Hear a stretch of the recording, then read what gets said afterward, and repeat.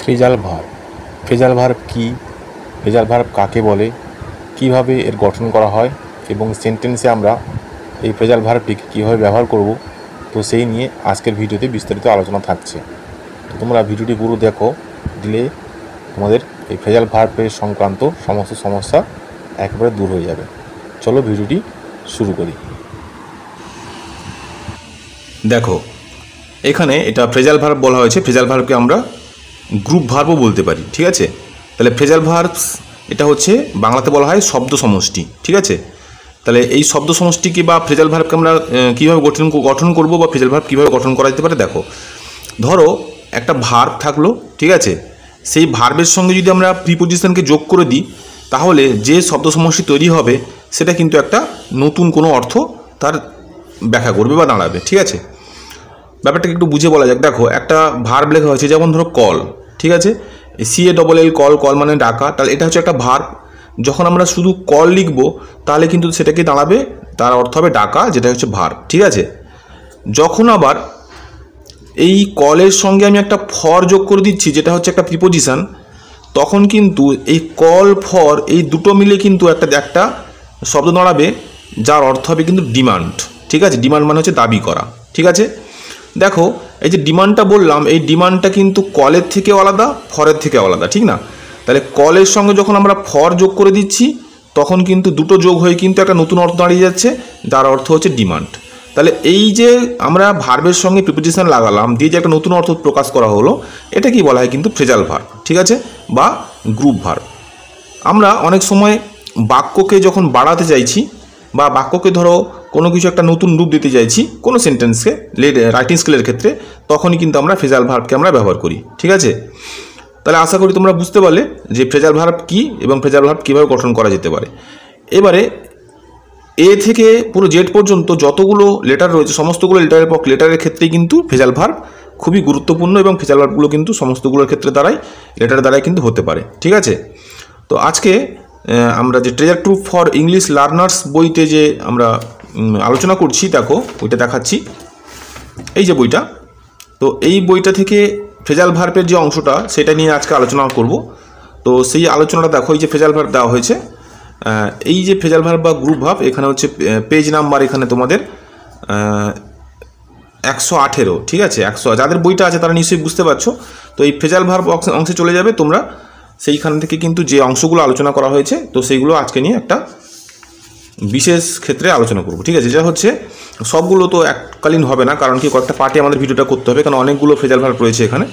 তো আজকে আমরা আলোচনা করব ব্রেক, ঠিক আছে। এটা হচ্ছে একটা খুবই গুরুত্বপূর্ণ বা খুবই একটা ইম্পর্টেন্ট, সেটা কম্পিটিটিভ এক্সামে হোক বা স্কুল কলেজ এক্সামে হোক, এই ব্রেক যে ফ্রেজাল ভার্বটা রয়েছে, এটা কিন্তু অনেক ক্ষেত্রে লাগে, ঠিক আছে, বা অনেক সময় পরীক্ষাতে বা এক্সামে আসে, ঠিক আছে। তো তাহলে ব্রেক দিয়ে কিন্তু আমাদের ফ্রেজাল ভার্বটা শুরু করা যাক।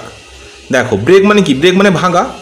তাহলে ব্রেকের অর্থ হচ্ছে ভাঙা। তাহলে ভাঙা হিসেবে আমরা জানি, কিন্তু ব্রেকের সঙ্গে যখন আমরা অনেক কিছু যোগ করে দিচ্ছি, অনেক কিছু প্রিপোজিশন যোগ করে দিচ্ছি, তখন কিন্তু হয়ে যাচ্ছে তার মানেটা হয়ে যাচ্ছে কিন্তু অন্য কিছু, ঠিক আছে। দেখো, প্রথমটা দিয়েছে কি ব্রেক অ্যাওয়ে, ঠিক আছে। ব্রেক মানে ভাঙা, অ্যাওয়ে মানে দূরে, ঠিক আছে। কিন্তু যখন দুটোকে যোগ করে দেওয়া হয়েছে, তখন কিন্তু তার মানে নিয়ে যাচ্ছে লিভ। লিভ মানে হচ্ছে ত্যাগ করা, ঠিক আছে। কোনো সেন্টেন্সে হয়তো তোমাদের এমন সেন্টেন্স আসতে পারে, দেখা গেল যে সেন্টেন্সের মধ্যে লিভ রয়েছে এবং সেটাকে পাল্টে তোমাদেরকে ব্রেক অ্যাওয়ে করতে হবে, ঠিক আছে। সাধারণত মাধ্যমিক লেভেলে এটাই পরীক্ষাতে আসে, ঠিক আছে। তাহলে দেখো, ব্রেক অ্যাওয়ে কথা অর্থ হচ্ছে লিভ মানে ত্যাগ করা, ঠিক আছে। এটা নিয়ে একটা সেন্টেন্স এখানে তৈরি করা হয়েছে, যেমন ধরো তিনি তার পার্টি ত্যাগ করেছেন, ঠিক আছে। তাহলে আমরা কি করব, এই ত্যাগ করার পরিবর্তে আমরা ব্রেক অ্যাওয়েটা বসিয়ে দেবো, ঠিক আছে। তাহলে তিনি তার পার্টি ত্যাগ করেছেন, আমরা বুঝতে পারছি প্রেজেন্ট পারফেক্ট টেন্স এটা, ঠিক আছে। তাহলে he has broken away from his party. তাহলে ব্রোকেন এখানে কেন করা হলো? যেহেতু এই সেন্টেন্সটা পড়ে বুঝতে পারছি প্রেজেন্ট পারফেক্ট টেন্স, তো টেন্স নিয়ে কী করে বুঝতে পারছি, কী করে কি আলোচনা, সমস্ত একটা প্লেলিস্টে রয়েছে, তোমরা কিন্তু চ্যানেল থেকে গিয়ে সমস্তভাবে দেখে নিও, ঠিক আছে। তো যেহেতু প্রেজেন্ট পারফেক্ট টেন্স রয়েছে, তো প্রেজেন্ট পারফেক্ট টেন্সের নিয়ম অনুযায়ী হচ্ছে একটা হ্যাজ বসবে এবং ভার্ব যেখানে থাকবে, অর্থাৎ এটা তো ভার্বের কিন্তু V3 ফর্ম বসবে, ভার্বের 3rd নম্বর ফর্ম বসবে। ভার্বের এই ব্রেক ভার্বের 3rd ফর্ম হচ্ছে ব্রোকেন, ঠিক আছে। আশা করি বুঝতে পারলে। প্রিপোজিশন কিন্তু পাল্টাবে না, ঠিক আছে। শুধুমাত্র মূল ভার্বটাই পাল্টে যাবে, প্রিপোজিশন কিন্তু যেরকম আছে সেরকমই থাকবে, ঠিক আছে। তাহলে he has broken away from his party. এইভাবে কিন্তু তোমাদের একটা একটা করে মুখস্থ করতে হবে, ঠিক আছে, এবং তার প্রয়োগ, ব্যবহারিক প্রয়োগও কিন্তু সাথে সাথে করতে হবে যাতে তোমাদের খুব সহজে মনে থাকে। তারপর দেখো ব্রেকডাউন। তাহলে ব্রেকডাউন যখন আমরা লাগাবো তখন কিন্তু সেটা অর্থ দাঁড়াবে কিন্তু fail in mental health. Mental health মানে মানসিকভাবে।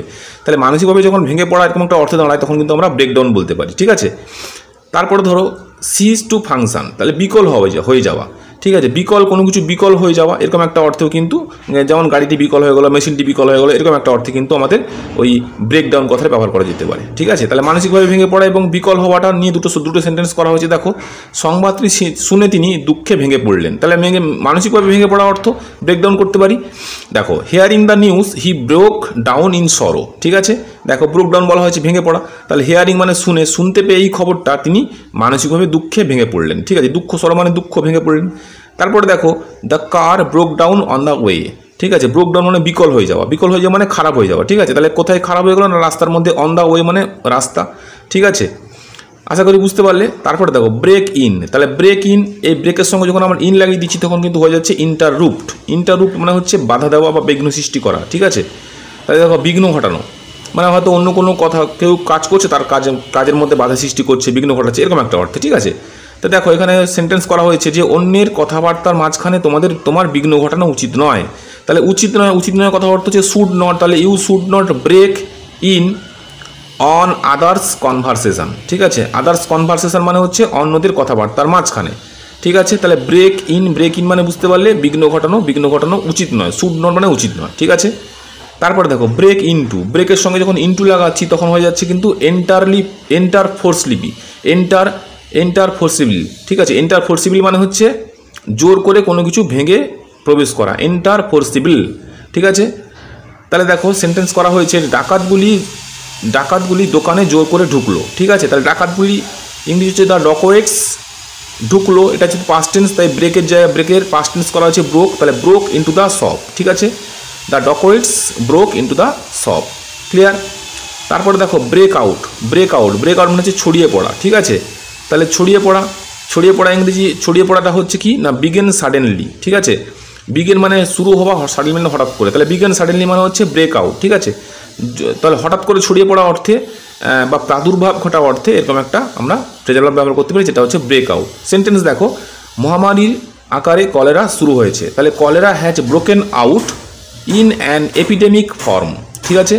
তাহলে কলেরা হ্যাজ ব্রোকেন আউট মানে ছড়িয়ে পড়েছে কোথায় না, ইন অ্যান এপিডেমিক ফর্ম, ঠিক আছে, মহামারীর আকারে।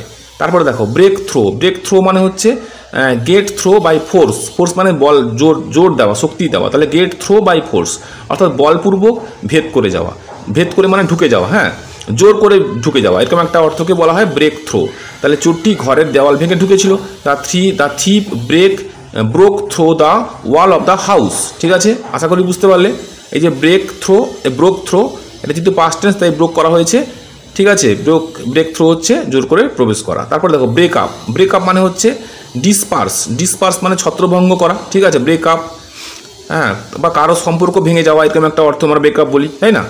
তাহলে এখানে ছত্রভঙ্গ করা অর্থে, ছত্রভঙ্গ মানে ধরো পুলিশ জনতাকে ছত্রভঙ্গ করে, ছত্রভঙ্গ মানে হচ্ছে তাড়িয়ে নিয়ে গিয়েছিল, লাঠি দিয়ে মেরে লাঠিচার্জ করে তাদেরকে ওই ভিড় থেকে সরিয়ে দিয়েছিল, এটাকে ছত্রভঙ্গ করা বলা হয়, ঠিক আছে। তাহলে পুলিশ জনতাকে ছত্রভঙ্গ করেছিল, the police broke up the crowd মানে হচ্ছে জনতা বা পাবলিক, ঠিক আছে, বা ভিড়ভাট্টাকে পাবলিককে বলা হয় ক্রাউড, ঠিক আছে।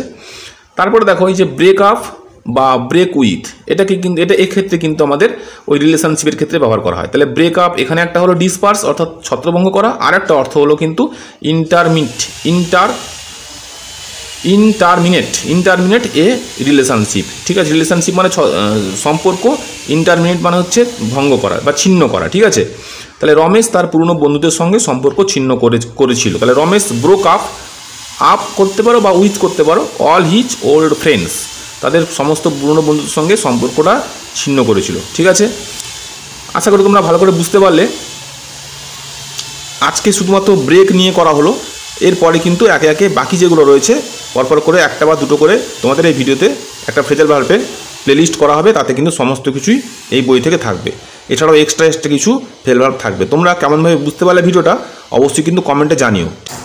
আরেকটা নেক্সট ভিডিও নিয়ে তোমাদের সঙ্গে আবার পরবর্তী ক্লাসে দেখা হচ্ছে। আজকে এই পর্যন্ত, টাটা।